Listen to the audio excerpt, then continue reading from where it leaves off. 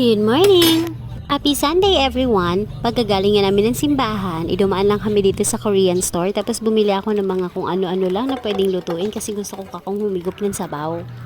At saka syempre pang lunch na rin namin, tsaka kasi kagabi bago kami matulog, sabi ng aking kuya namimiss na daw niya ang aking gyoza kaya lang wala ako sa mood na magawa kaya sabi ko bibili na lang kami. At since hindi nga sila mahilig sa meat kaya vegetable gyoza na rin ang aking binili. At frozen pa nga yan, sabay-sabay ko na nilagay sa kawali. Syempre, kinamay-kamay ko na rin. Pero don't worry, balinis naman ang aking hands. Just, nilagyan ko yan ng water para mathaw na rin siya habang nakasalang. At bumili na nga rin ako nitong artificial crab claw para dito sa aking ramen. O diba, tingnan mo para siyang totoong crab talaga. Tapos meron din akong stock dito na instant ramen, yan na rin ang gagamitin ko. At ito nilagay ko na rin ang aking nabiling inoki kanina. Tapos itong gamit namin ay cheese ramen. Hindi ako kumuha ng maanghang kasi nga mga bata naman ang kakain. O diba, solve na ang lunch. Dahil sabaw is life tayo, kailangan talaga yan. Itong gyoza naman, pagka dried out ng water na nilagay ko, nilagyan ko na rin siya ng oil. At ayan na, tapos na siya. Sausaw na nga lang yan sa toyo at kalamansi. Tapos hihigop ka ng masarap na ramen, ng masabaw na ramen. O diba, sarap. At dahil Sunday ngayon, siguro naman may karapatang matulog ang isang ina.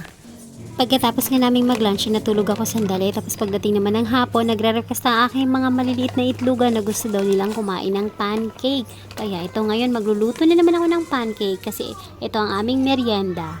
At syempre naman, dadamihan ko na itong pancake na to dahil hindi lang naman kami ang nandito. Nandito rin talaga lahat ng aming mga malaking itlugan kasi nga Sunday ngayon walang trabaho. Kaya for sure, pag naamoy nila na nagluto ko ng pancake, papasok din yan at kukuha na sa kanila. Ina ng bayan yun.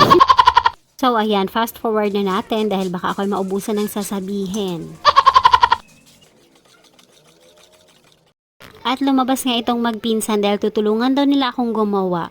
Pero yung totoo manggugulong na naman talaga dito sa akin sa kusina. Pero nakakatuwa din naman talaga dahil nakikita ko na may interes sila sa pagluluto. At saka isa pa, banding na rin namin to at natuturoan ko rin sila. At ayan nga, pinag-umpisa ko na silang pag-try na magsalang ng pancake. Ayan, tuwan-tuwa naman kaya lang feeling ko matatagalan na ako. Bukas pa ako matatapos dito dahil medyo marami-rami to. Kaya sabi ko mag-try lang sila ng kaunti tapos ako na. Tama na yan. Saan na pala sa Z? Si Z? Yes. Andun sa loob. Oh, Di ba nanonood kayo sa YouTube ng mga nagagawa ng pancake? yes. Kakahirata din kasi nga, wiggly yung pancake. Gumaganto mama, napuputol. Kasi napapanood niyo sa YouTube, mga cartoons naman yun eh. Yun nga, ginagawa niya na ng cartoon. Hindi, tingnan mo. Tingnan mo kung paano kumulo. Yes. Mamaya magbabubbles yan. Tingnan mo mamaya. Cover. Huwag mo itama sa pancake ha. Okay, go. Yan! Katsa yan sa ano natin, oh. Yan dapat, oh. Yan. Yan, oh, yung lid na yan. Ito? Anong gagawin? Yan. Ay, hindi pwede kasi silicone yan. Tapos hindi naman non-stick yan. Matutunaw. Matutunaw ang ating takip. Pinalabanan ko yung mga cold stuff. May araw, oh. May hearty tears.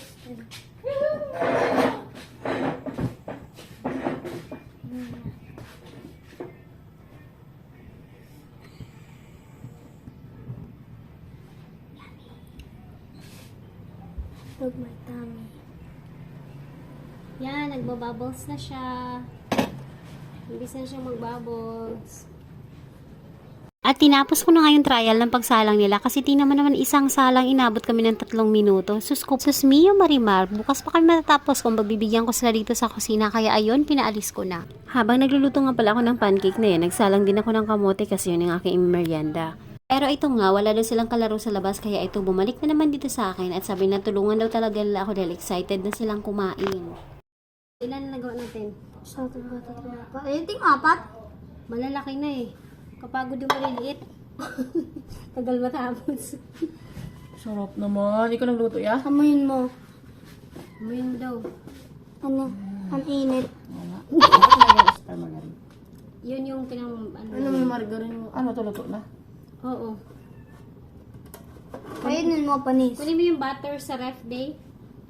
Panis? Yes. Panis, kakaluto lang. Ay, hindi Ay, pala. bukuan kasi yung Oo. mga. Kaya pala Tibagnol. sabi ni panis. Tibagnol. Ako lang magbabaliktad kasi baka mapasok. Walang alaka. Kasi Tibagnol naman god, di ko man expect.